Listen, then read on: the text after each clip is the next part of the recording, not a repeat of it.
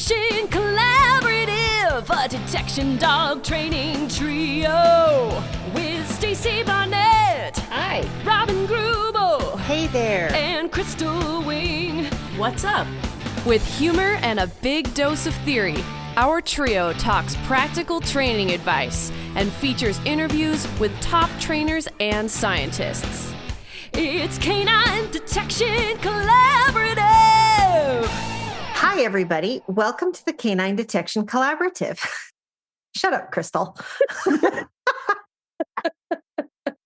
I'm Robin Greubel, and I am here with Crystal Wing, who I am going to knife the next time we're together. Sorry. Hi. Right? And Stacy is also here. She's here on the farm, but she's over at the other house. I'm well out of knife range. Yes. For now. Wait a minute. I'm 5 hours away, sweetie. You watch your step. Anyway. Not a good start. we had actually already started this episode once. And then we're like, wait a minute, is that where we want to go? Because, we just got done with this whole series on consistency. And so we were trying to be consistent for like an episode or two. And so anyway, so now we all have the giggles. But anyway. Welcome to our chaos. Yes. So one of the things that happened a while ago was, and we see this happen quite a bit, actually, somebody writes a post on social media and all of a sudden 500 people share it everywhere. And it's like your entire random scrolling experience is either political posts or this one dog post that is somewhere weird. And one of the things we started talking about was how to read posts, which leads me into thinking about how do you read scientific articles, because I spend quite a bit of my time trying to read them. And also on top of that, having you really critically thinking through as you watch your videos, what are you training when you actually go back and watch a video? And it's one of those things where it turned into, as we started talking about this, it's all about this analytical mind type of concept of being able to look at somebody's video and say, okay, do you realize this is what you actually have going on in this scenario? And not getting, but this, which. Yeah, buts. Yeah, buts. Yeah, buts. And I always kind of oscillate between two thought processes on this, right? I have when somebody comes in to tell you what's going on or a story or tell you, hey, this is blah, blah, blah, blah, blah, blah, blah, blah, blah. And sometimes you just want to look at them and go, give me the fact part. I don't want the story part. I want the fact part. Where are we at?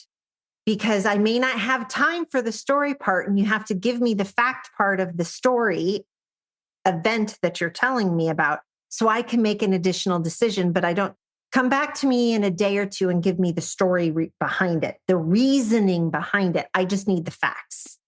And so when I start looking at some things, I look at and I start asking people questions sometimes about their videos, I start getting stories. And what I've had to start doing to people, so if you use me as a coach, you will get this from me. And I've done this to a couple of people in the last 2 weeks. What exactly do you think you're training in this video? Is actually one of the questions I will start asking. And because I tell people this a lot, I will watch the video the first time with no sound, especially if you're in the video. Because if I can determine what you're trying to train without the sound, we have pretty clear criteria. If I can't determine it and I have to turn on the sound, okay, then there better not be a whole lot of talking. Otherwise, I'm like, what are you doing? So it turns into one of those things where what's your body position actually teaching? What's your timing actually teaching? All of these things. Maybe what's your So consistency? yeah, We that just, whole consistency thing. then we talked about the consistency thing. Yeah. One of the video games I like to play, not a video game, but I mean games while watching videos, is the pause and predict. And so I do kind of the same thing, but I will pause it in a moment and then I will try to predict what's going to happen next. And I'll Oh, also ask the person that's watching videos of my training or another person's training, and I'll ask them to predict what they would do next or what's going to happen next. And you can learn so much from that game. huh. That's pretty cool. I had a Zoom session with a student today, and she's telling me about the search that she did. And of course, she's going to hear this and be like, that's my search, but that's okay. We owe you a coffee. That's right. That's right. So she'll know who she is. Anyway, so she was telling me about her search, and she's like, she's like, oh, I'll share the video with you. She wasn't thrilled with her search, but I said, let's pay attention to the hides first. And her comment was, well, the hides look kind of straightforward. I'm like, well, let's look at the walkthrough. And I looked at the walkthrough and I said, okay, this is what happened with your search without even watching her video. Cause I'm like, this is just kind of a funny story where you're just like, based on the hide placement and based on how you know the dog's going to search, what's going to happen actually in that search. It kind of like blew her mind. It's like that whole guess what's going to happen type of deal. Yeah. Yeah. It was really funny. Actually, that was right. I will tell you one of the things that's most gratifying for me is working with a student and knowing that the video, if they would have sent this video to you 3 months prior, what you would have gotten. Oh, be totally different. And now it's totally different. And you just want to send them a note and go, can you go back and watch the first video you ever I know. sent me? Look at that. It's so amazing. I know. Look at how much progress you've made. But yeah, I like the pause and predict thing. Yeah. I go back and watch some of my previous videos. I have I couldn't figure out a place to share all of my videos to be able to also still share with some individual people. So I made a private album on Facebook. And that way I could only share it with a couple people and it could be like my journey with Yukon. So this is back a while. And it was really interesting going back because I didn't have the problem with him wanting to eat source. And then I did. And so it was interesting to go back to see when that started to happen and the moments throughout when I had significant breakthroughs and what caused those. And it was really, it's that what happened before this, The thing before the thing. Yeah, like Susan Garrett's thing before the thing. It was really nice to have that kind of documentation along the way. And then having it in this little private space that it was easy to go back and see those. And so I would do the pause and predict a lot in that, being the trainer I am now versus who I was then. And there's still a lot of stuff I did well. And I had to go back and really push myself to see the good in it as well. Because I know we're so critical of ourselves. Yeah. I've got kind of, that whole feeling too, like both of you know, like how I've like really struggled with Brava's barking, right? And she turns 8, I think, on the 9th of April, which is hard to believe because she certainly doesn't act like an 8-year-old. But I do think, like, if I had her now as a puppy, I don't think I'd have a lot of the same issues with the barking. Oh, for sure. Well, you learn things. You do. And, you start to realize like how you're actually reinforcing The wrong thing. Yeah. And it's so easy. You get a smart dog who learns really fast and who realizes that they can kind of manipulate the situation with something like that, with like just annoying the crap out of you, barking. I was teaching at an event that I got to listen to. It's always lovely when you go teach an event and you get to listen to the other instructors talk, right? And I was lucky enough to get to listen to Pat Stewart from Canine Paradigm talk about something. And he was talking about, it was actually the use of punishment in overarousal. And they were talking about getting dogs to be silent doing entries. Oh, I think you remember telling me about this. Yeah. Well, I was so excited. I had to call people and was like, oh my gosh, this is really interesting. Yeah, it was really super interesting. Right. And, when you're trying to sneak up on people, you do not want a barking dog when you're doing an entry. And so it was the whole concept of, in this particular situation, and I saw this at bird dog training the other day too. It was such a weird, cool parallel. The dogs are getting over aroused as they're walking towards the line. And I looked at the poor handler and I said, you do realize that forward progress is reinforcement. And it was like these little light bulbs went off, and including my own, because I was like, oh, wow. Okay. That's all sorts of helpful. And all of the obedience people in the audience are going like, well, yeah, duh. Right. But it's kind of funny how you take some of that stuff and you just kind of put it together and you're all of a sudden you're like, oh, okay, this works. But it's the ability to kind of sit there and listen when we start talking about critical thinking. And I also got to see or listen to some other handler or instructors talk. And I remember sitting through some of them and going, okay, this is the term that they're using. This is the term that I use. I'm going to let go of the fact that I think that they're wrong about the term. And I'm going to concentrate on the message that they're trying to teach, because I might get some, and this wasn't Pat, Pat was right, but this was a different trainer. But it's because the concept that they're trying to teach might be really interesting for me to be able to use someplace else, but I have to get past the terminology thing first.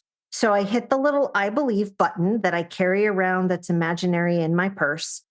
And I just hit that little button and I'm like, okay, let's see if I can decipher what's going on. But you still have to look at what people are writing and saying and all sorts of things and pull it out and analyze it like it's this pretty rock that you just found and rub on it a little bit to see if some of the patina comes off, maybe scratch it a little bit to see if it's fake gold, because there's a lot of those. So then you could just like toss it across the lake like a skipping swing. Right. Or you could put it in your pocket. Right. And if it's a good one, I also put those back up on the shelf. And especially if I don't really understand the whole concept, because, dude, there's a lot of those. I'll put them up back on the shelf. And I'm like, I need to fine tune that a little bit more. And so I've started thinking about these pieces of knowledge as gems. And I then have to knock the facets off of them so they glitter and glow and they make sense in my little treasure trove of knowledge jewels. So I pull them out, and sometimes I pull them out and they get put in settings and I get to wear them all the time and all sorts of things. Welcome to me actually pretending I'm a girl. And when I wear jewelry. Wear jewelry? I know, right? I broke my ring today. Yeah. Oh. Well, it's just one of the silicone ones, but yeah, it died. I was going to say, it's one of your wedding bands, right? Yeah. Yeah. My silicone wedding bands, because I don't wear my real wedding band on the farm. You like to keep your fingers? Yeah. But I actually have extra silicone bands upstairs because I order them 3 or 4 at a time. But anyway, so it's one of those things when I still really started thinking about what these knowledge gems are. And like that piece from Pat Stewart was one of those ones I felt like Gollum, like, my precious, for that one, because it was so exciting because I hadn't thought about it that way. Yeah. The other thing, just kind of thinking about the critical thinking, is a lot of times we read something and we may have like a knee-jerk reaction. And when we have that emotional reaction to something that we read, I think it's really hard to then think critically about it, right? So if we read something, we're like, oh, that's horrible, that's dumb, that's stupid, what's wrong with that person? It's really hard to look at it and try to tease out the helpful bits. Yeah, because we get emotional.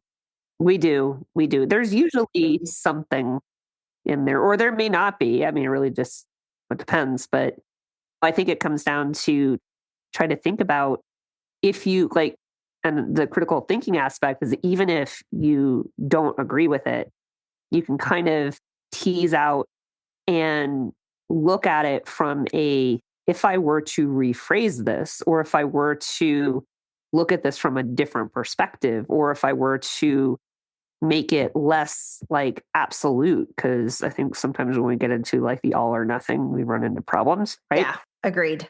That once we kind of, if we can get out of like an absolute and we can kind of look at it from a different perspective, we might be able to, then it becomes valuable because it can trigger other thought. Right.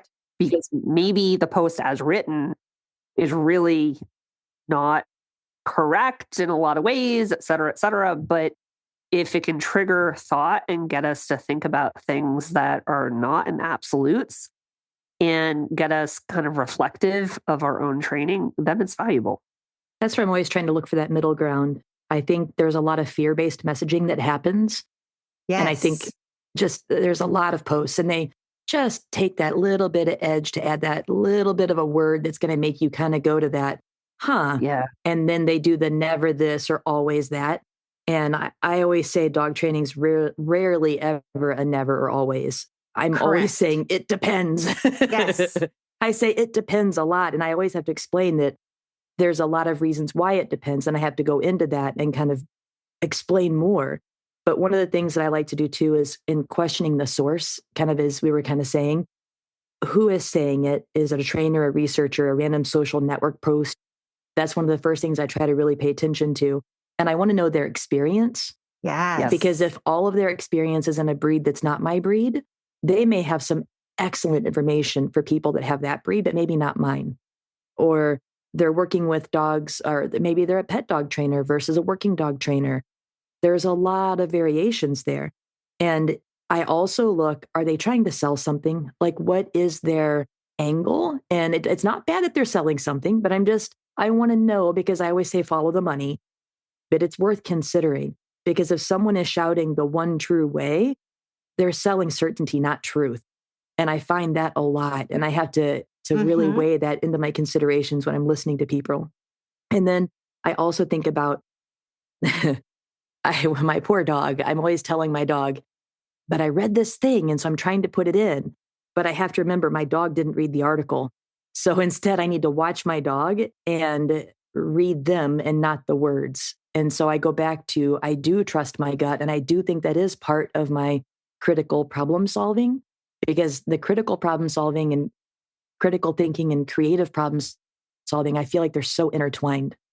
So that's what I'm really working on lately, is finding the right balance of reading the science, understanding it, not overgeneralizing it, knowing my source, but also trusting that I'm smart enough at this point to find where's the money, where are the traps, and be critical in that way and still be open-minded and vulnerable. And that's what's so scary about all of this, is we're asking people to be risk takers and to be vulnerable and to take in someone else's opinions and ideas and be willing to let them in, but you don't have to let them all in, just the parts that make sense. Yeah. And going back to the language that you mentioned, kind of the fear-based, right? It can also be flip side, coercive-based language, where there's manipulation of your emotions from well, of course you want this really positive thing for your dog, and just whatever words you want to put in there, where they can actually push their agenda by using language that assumes that if you don't follow what they're doing, your dog's going to be unhappy. Irreparably harmed. Oh, yeah. Right. If it's getting this strong emotional response from me, I know I have to pause before I do any sort of sharing, because that's when you get that misinformation everywhere. I always think if it's making me panic, it's making me easy to manipulate. Yes. And so anytime I start to feel those stronger feelings, I know at that point I am way easy to manipulate. And it's social media. I can breathe. I can pause. I can think before I respond or before I share.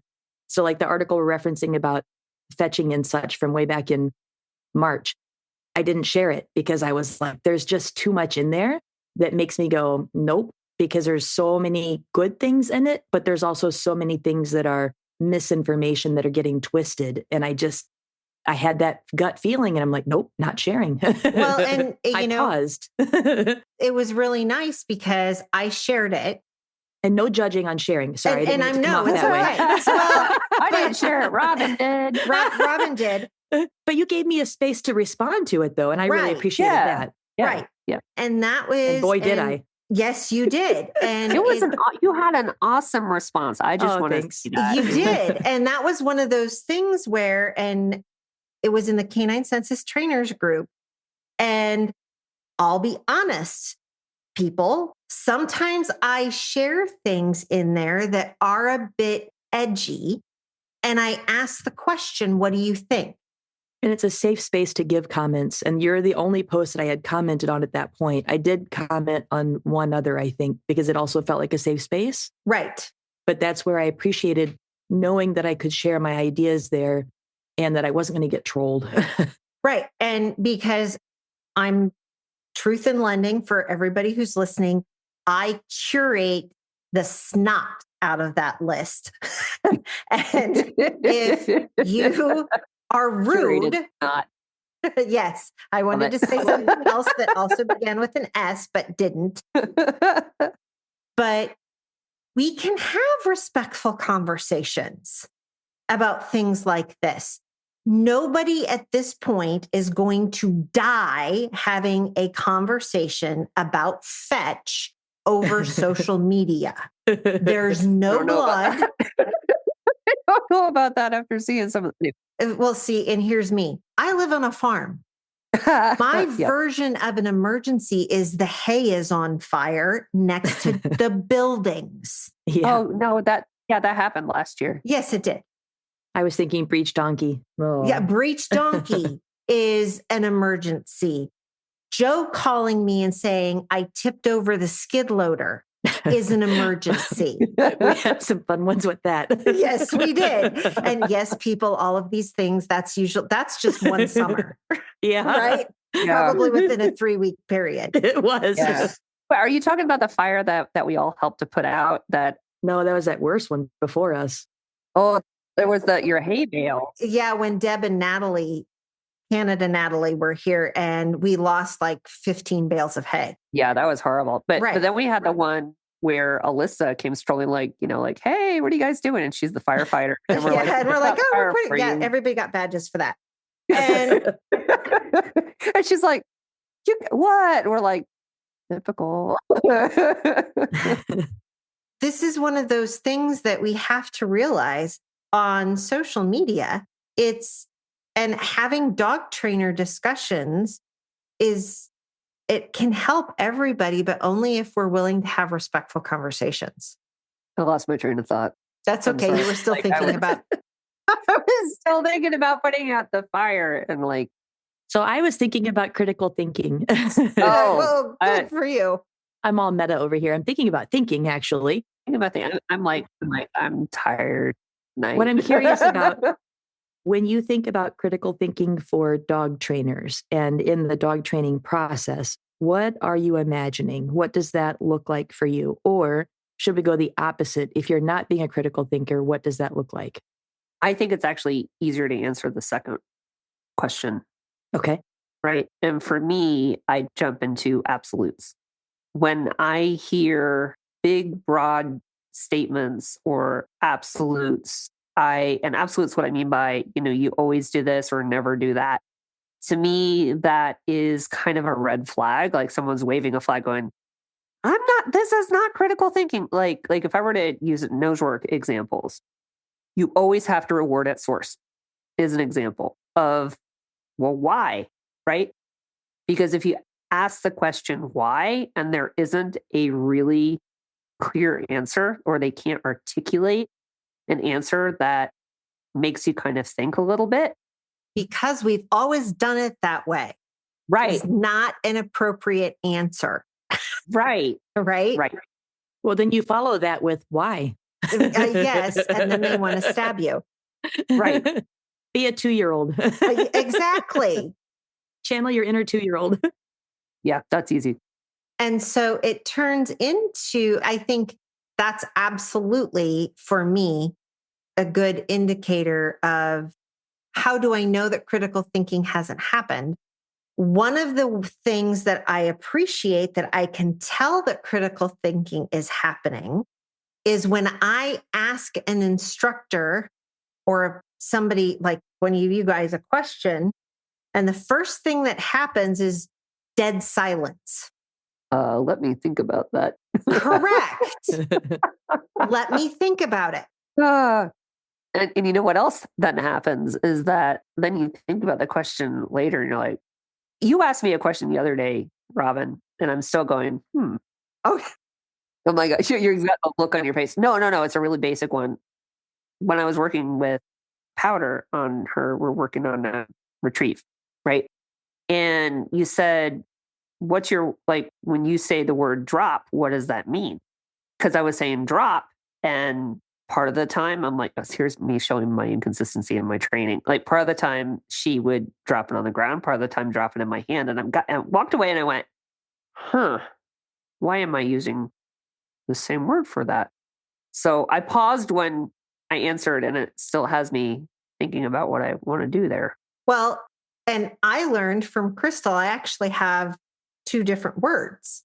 Yeah. And I'm thinking, I'm like, I should have 2 different words there. I just wasn't doing it. So Right. that's where that critical thinking comes in, where you walk away and you go, maybe I should consider alternative. Right. Potentially.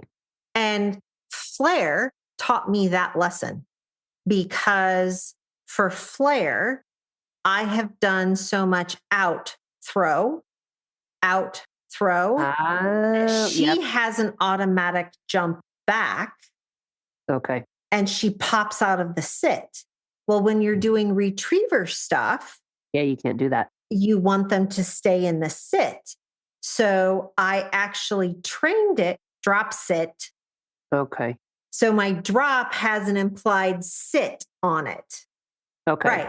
And so they know with the out is basically a release. Just out, I'm going to throw the toy.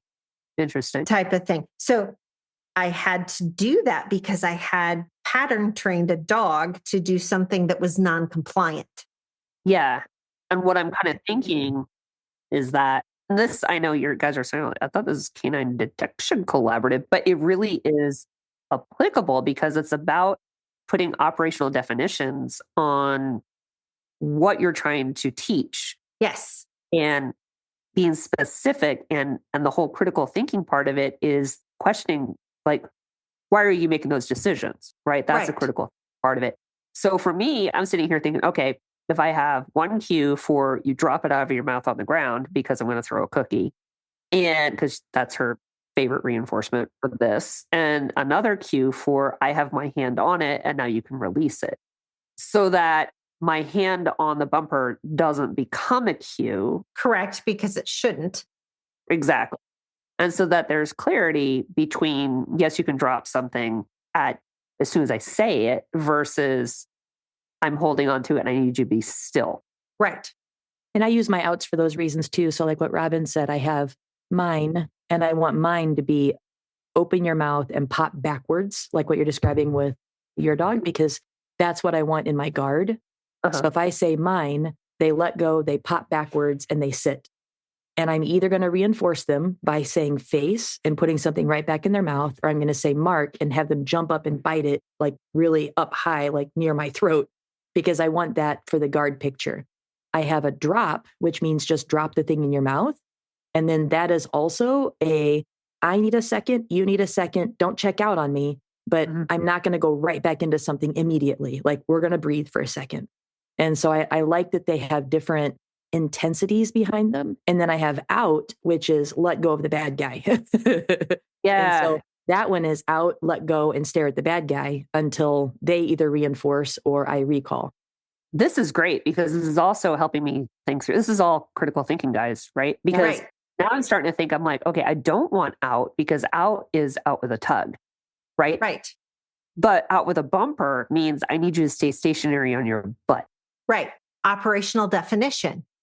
Right. So out with a bumper, like using a word like mine or something, right, could help to be very different because she does have out when I'm playing tug with her.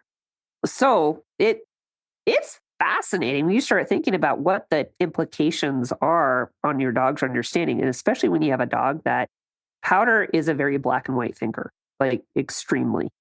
And being as clear as possible with what that word means just means that I'll be able to train this that much more effectively.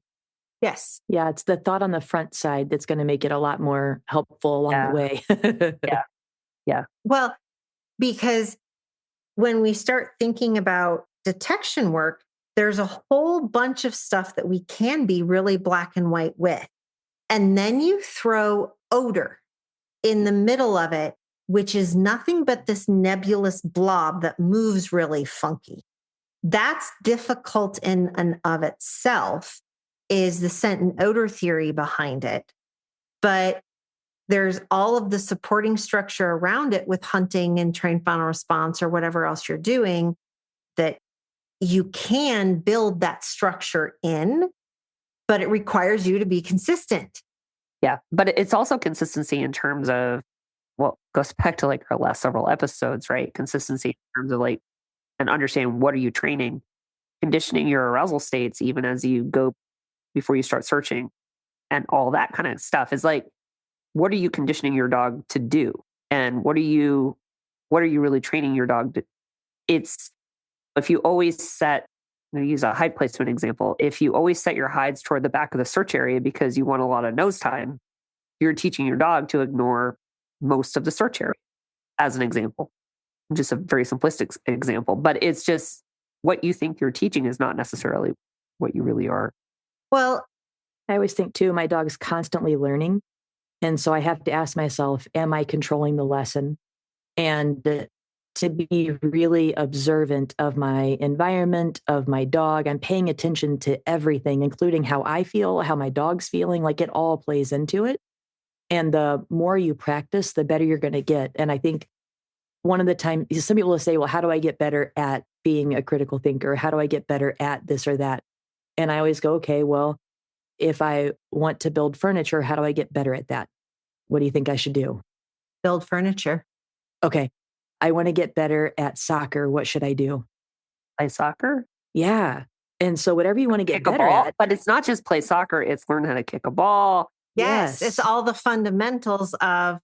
We have to shape it as well. So you have to practice it. But I also think about we shape our dog and we also have to shape ourselves for critical thinking. We have to break it down, slice it down, and then we'll become better at it. But you have to practice it. You can't just go, I want to get better at it, or I can't get better at it. You can. This is a skill you can improve. And it's a matter of shaping it and breaking it down and practicing. You know what else is a big piece of it? Being open-minded. Oh man, so much. Right? I think part of what locks us into what locks us out of critical thinking a lot of times is preconceived notions about what we believe is right and wrong. And when we kind of come in with those preconceived notions, I think it's really easy to just ignore and dismiss ideas without really kind of thinking them through. The things I was writing down as we were kind of talking, as I said, to question your own assumptions, educate yourself, look for alternative explanations, look for your bias, have intellectual humility, and think about questions as the tools. Because every time I think about creative thinking and problem solving and critical thinking skills, it's about questions. And if you start with what, that's the first step. You did it. Okay. So what is odor? And you can kind of answer that. And then, so why do we use odor? And why do we use this odor versus that odor? And why do you want to set this up? And then how can you do it? And then how does that work? And you just keep getting deeper and deeper, but start with the what's and then get into the whys. And then the why will start to take you deeper. You're always trying to get a little bit deeper and ask that next question. And that's something that I've had the experience. Just, I love that I get to be an art teacher because I've spent 23 years asking lots and lots of questions. I've had so many students to allow me to learn that skill. And I know I annoy people too, like even during podcasts, I know answers to a lot of the questions I ask, but I'm asking it because I'm thinking through the perspective of someone else that may not know that. And so it's a way to kind of keep the conversation open as well. So I'll ask other people, even if I know the answer, or I think I do, I want to know how they see it. I want to know how it goes through their mind and then how they can channel that to me. And then for my students, a lot of times when I ask the why, they may not have an answer yet. And that's okay. But at least it makes you think about it. And I may think I have the answer. And you guys have surprised me all the times with things you'll say. And I'm like, okay, yeah, I like that too. That's an extra angle. But that's that vulnerability and that openness. Because when I ask questions, even if I think I know the answer, I am totally open to hear a new way of doing it. Or sometimes when I ask somebody something, I know that it's going to be totally opposite of what I want to hear. And that's that confirmation bias. I really want to hear other people's perspective. I want to follow groups that are not like-minded because What's the WTF are you thinking, right? yeah, like I want to know, like, why is that okay for you? And then when they explain it, I go, okay, I can actually see why you think that way. And that's really helpful for me then. So all of that vulnerability, and to me, it's a lot of risk taking because you're out there putting yourself out there with every moment being ready to fail. But I learned so much from that. So I don't know. I love asking questions. And that's one of those things where I appreciate because I know Crystal's got a group, Stacy's got a group, I've got a group. And it's really fun sometimes to put some of those questions in or put a post or something. And I write posts with the intent of not really changing people's minds or anything. I want to start a discussion. Is that why you call them Thoughtful Thursdays? That's why I call them Thoughtful Thursdays. Because even if people don't write on it, hopefully they read it and makes them think a little bit. And that's part of the whole process for me is I'll tell you, I end up down a whole bunch of different rabbit holes about all sorts of things. And welcome, I now have a horse. So I'm now down horse things, right? I mean, I was phoning a friend. How do you measure out alfalfa cubes for a horse today? We did have a conversation.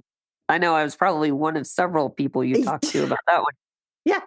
And we actually got mathematical about it. I know, it was weird. And then what did I end up doing? Just throwing a bunch of cubes on the bottom of the bucket and filling it with water. But it's the why. And like Crystal was saying, those questions, if I find myself, and a lot of the times when I'm asking students, what are you working on today? I mean, literally, if you train with me, that is the question I ask. What are we working on today? That's where we start. And it requires a critical thinking piece to be able to then drive down. And like Crystal was saying, it takes practice. Well, and there's different levels of questions too, because you have some questions that are probing, you have some that are clarifying, you have some that are challenging. But through all of it, I really think the piece that's most important is our ability to actively listen. Yes. And that's such an important piece because if we can actively listen, then that also opens up to being an observer. And when we can take all of that in, then it's going to help us get the right questions to ask. Because otherwise, you're just kind of thinking about all these things, but you're never really connecting the pieces. So it's that communication between you and your dog, or you and your training partner, or you or your client. But you're always, if you can start to be really humble and honest and open to getting answers and allowing your friends or your training buddies to to let you ask questions. I think that's one of the best things you can do to start improving your critical skills. And it does take vulnerability because you're going to ask some dumb questions. And I know people say there's no dumb questions. Oh, yes, there are. There are dumb questions. And I can say that with my friends, That's funny. That's funny. I wouldn't say that to a student. But now I feel like I'm lying to you. Okay, well. Well, but you know what? But when you've said something several times and then they ask it right after, it's like you're not listening. So that's when I get frustrated with questions where it's like, you got to listen, be an active listener.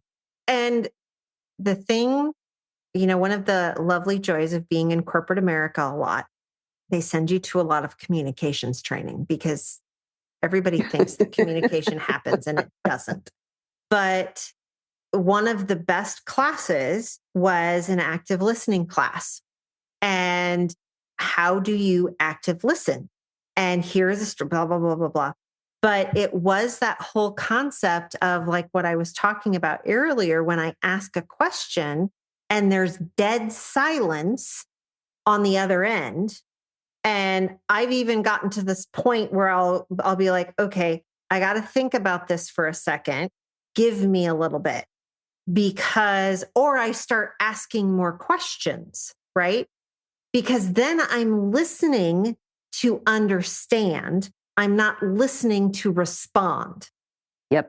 And I feel like the world in general, but even in the dog training community, it's like we have these islands where we're so busy beating everybody that we forget to think about how can we actually start building bridges so that all of the islands can be connected, because the people who are going to benefit the most are the dogs.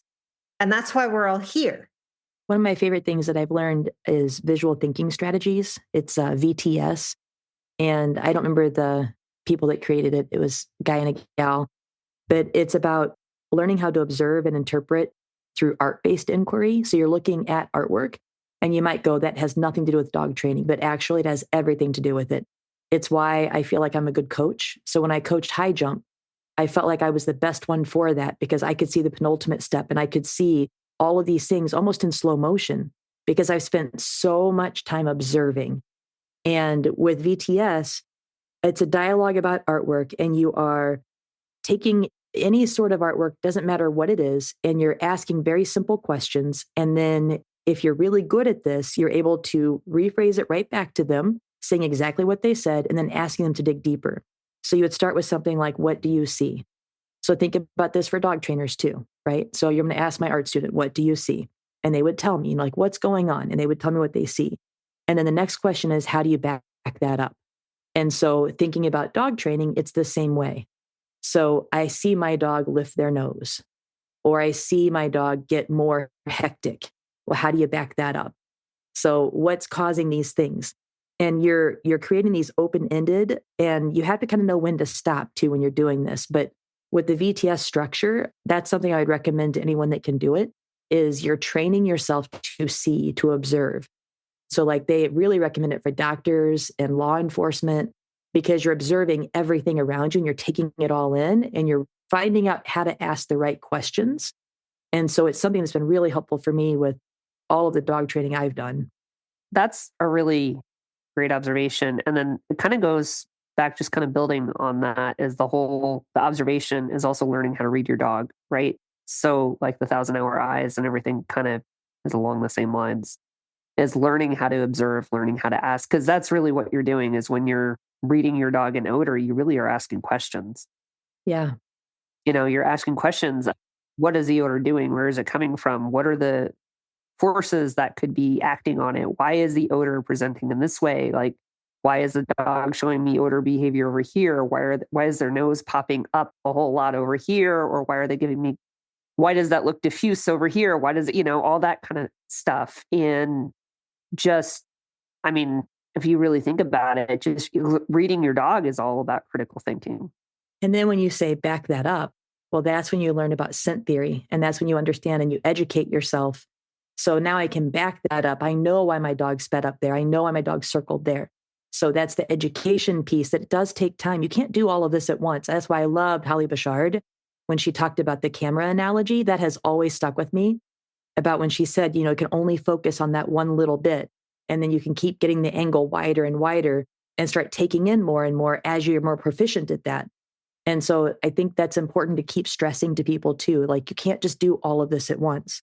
But it goes back to where I asked earlier, like, how do you become a soccer player? You do it.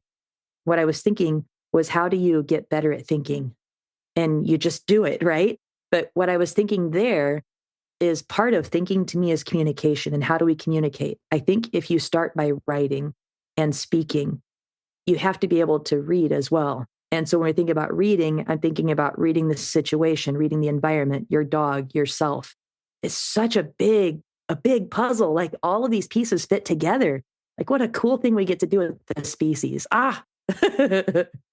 Thinking is hard. And then we can overthink too. We got to be careful about that. Oh, I'm good at that. Preach. Overthinking. Indecision, decision paralysis, right? Because overthinking leads you to, oh my God, what am I supposed to do? Or, oh my God, what do I work on first? If you told me that I had to learn soccer, I'm like, holy crap, where do I start? Right? I mean, actually, or football to football to to our listeners. You know what? I have some really good mentors, AKA Stacy and my friend Amy and a couple of other, and Alyssa, who are like, I need to know what groundwork I need to be doing with my horse. Where do I start? Oh gosh, it's been like 20 years for me. So I don't want to put me in that. That's for sure. She's like, go watch this stuff. And so guess what I'll do is I'll go watch this stuff. And then she's going to get 500 questions. Well, why do you do this? Well, why do you? Now I have to go watch something on horse body language. Right? Because I have to know all of these things. And you guys, guess what? We were at the point where we had to teach my horse how to take a treat. She had never taken a treat. So at the last seminar, I wasn't thinking about this, but I was asking a student to do backwards heeling and to feed the dog next to her leg in a certain spot. And her dog couldn't eat the treat while walking. And so we had to back up. And can you eat a treat while we're standing? Can you eat a treat while I'm marching in place? Can you eat a treat now while I'm moving slowly? Can you eat a treat while we're moving? And so we had to break that down a little bit. So that was a moment that I had too. Right. And on Saturday, when I picked her up, she wouldn't eat an apple slice. She had no idea what that was. By the time we're recording this, it's Monday. It's 2 days later. She's now like, yes, on apples. Holy cow. Give me another one of those little apple treat things you have in your pocket. And can I nuzzle your hand to get another one? And the answer is no. She was like different today. So cool to see. Because you're 15 hands tall and you don't get to nuzzle me for anything. She's a cutie. But that's one of those things where meet your learner and don't be afraid to suck at something new. Yeah. And don't be afraid to start with the very stuff that you would consider, basic stuff, right? Right. And when in doubt, always train the fundamentals. Right. Because are we off topic? I don't know what I'm sitting here like. Well, because I was thinking about the critical thinking stuff, because there are some days after I have spent writing a couple thought Thursdays and having to come off actually quite literate. I'm like, oh my gosh, my brain is tired. What am I going to go work on? And I'm like, okay, dogs, this is what we're doing today. We're working on some fundamental, because I don't have the brain power to put together a whole big complex thing. Yeah. Or picking a piece of something big and complex. I go back to teaching Powder to fetch a bumper, right? Yeah. So yesterday, what I had her do was, because now she'll hold a bumper. So I had her carry it to me. I got her to sit holding a bumper, then bring it to me in her mouth about 5 or 6 feet and sit, and then hold the bumper and then release into my hand. Wow. It was like, I'm like, whoa, it's huge. Huge steps. Yeah. It's huge. But it was all these like little pieces I've been just trying to teach her come to me with a bumper. I was teaching her, let go of it in my hand. I was teaching her, now you need to hold it. And all these like little slicing stuff up is freaking fun. It is. And it comes, if your dog can't do it when you're 3 feet away, it can't do it when you're 30 feet away. Right. And it's not just throw the bumper, hope and pray that it comes back to you. Right. Because she's a lab. We don't hope and pray. Yeah. Yeah. So that whole post, and then it's been fun to have interesting conversations with other trainers and have people sending me links of, well, this is this person's rebuttal and this is this person's rebuttal, which actually all come down to about the same thing, which is it depends on the dog. And did you read the Suzanne Clothier? Yes. Hers was fantastic. Hers was a fantastic. Yes. Yeah. And it really did come down to know your dog. Know your dog. And know what you're doing and know what your dog needs. Yeah. Yep. Because your dog's giving you feedback. Are you listening to your dog or are you just reading? Right. Right. I always go back to that because I had so many people. I had lots of people messaging me saying, I can't play fetch anymore. Like, oh, dude. But then I know that the original author wrote another post later saying all the stuff that he wanted to actually say, but it's like, come on. Like, put that in your original post then, the one that's getting shared everywhere. Yeah, he should have put that. And you know what? And that's one of the things that feels very icky to me. Yeah, if your gut says something's off. If your gut says something off, I hadn't seen the follow-up post. Yeah. No, I haven't either. Right. So one of the things is, as educators, because that's what we are, one of the things that I feel very strongly about is that I want to provide as much education as I can that is factually correct. And if I'm having side conversations with people that say, well, this is close enough, for me, I'm like, that's not where I need to be as an educator. If I'm going to give out information, it is factually correct, and I will do my best to cite a source or give you the information. I had somebody who, when I did that whole summary of a research study, they were asking questions.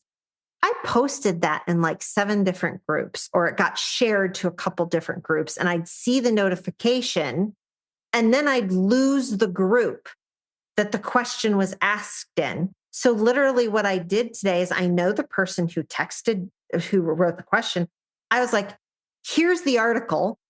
Let me know if you have questions, because I can't find the post and I refuse to spend more time on Facebook looking for it. The other thing we have to be careful of is when we say things like science says. Yes. And AI is not a dog trainer. No. Right. And versus this is my opinion, because opinions are science. Right. So I think that was maybe part of the issue with that article, is it was saying science says this. Correct. Going with what Robin said, there was a trainer that posted something that was close, but it wasn't quite right. Like their message was excellent, but they chose to use some vocabulary that maybe wasn't 100% accurate. And so I had a nice conversation on the side, and I thought that was a really respectful way of handling that too. It's like what Robin said. For the person, you just message that person, and then you can have that conversation then the full story too. And so we had a nice chat, and I really felt good about that. So I think that's also something to consider. If you have something that doesn't quite feel right, don't ask them out in public, because what is your goal there? And so my goal was, I really wanted to be clear on what I thought was trying to be said, but also receive education myself so that I understand where they're coming from.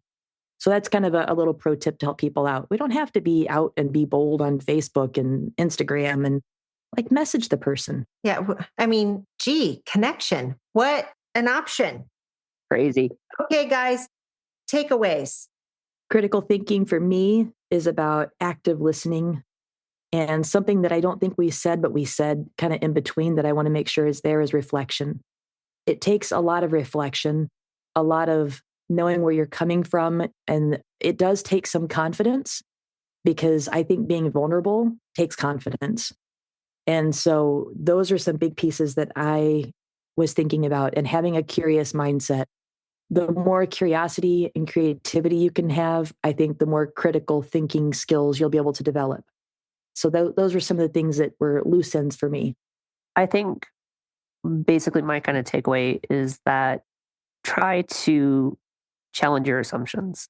And if you can challenge your assumptions and you can avoid absolutes in your thought process, that even if you still agree or disagree with something, it might help you to better understand why you might choose to do one thing or another a little bit more deeply and a little bit more thoroughly.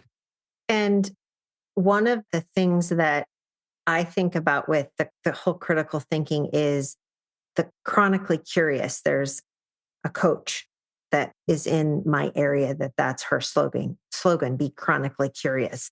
And that is something that has always served me well, especially even if I disagree with something, because if I start asking questions, who, what, when, why, where, maybe I can understand the point of view. And also that reflection piece is being self-aware enough to know that when there is a point where I'm like, yeah, no, I can't go there. That's not how I want to train. That's not how I want to be. I'm done. I can respect that you want to train that way. I can still learn things from you, but that's not how I will choose to be. And it's okay. And so back to, yes, observation skills are really, really important. Hashtag pay attention. Hashtag pay attention. Yes. Absolutely. So thanks everybody for listening. I think we have a boatload of links. They're on the show notes. We've got classes and all sorts of things. They're out on the websites. They're in our linked trees or whatever, and in the groups. Make sure if you're not in all 3 of our groups, make sure you join our groups. Thanks everybody, and go train. Canine Detection Collaborative! We appreciate the time you spend with us. If you liked this episode, not only should you follow us so you don't miss the next one, but please also rate and review us in your favorite podcast app. For info on collaborating with us, go to k9detectioncollaborative.com. That's K9detectioncollaborative.com, where you can find our socials and pick up our latest monthly freebie. Join us again to talk training in the next episode.